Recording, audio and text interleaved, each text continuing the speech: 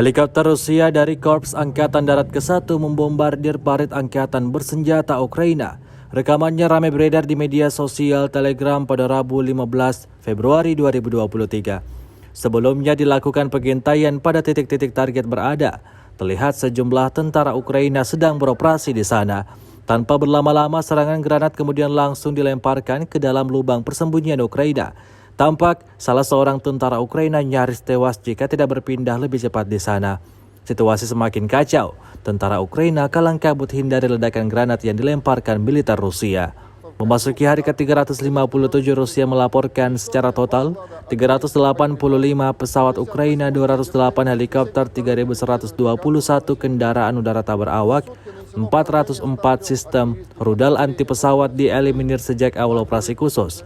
Dari kubu Kiev, Kementerian Pertahanan Ukraina melaporkan 740 tentara Rusia dieliminir dalam 24 jam terakhir.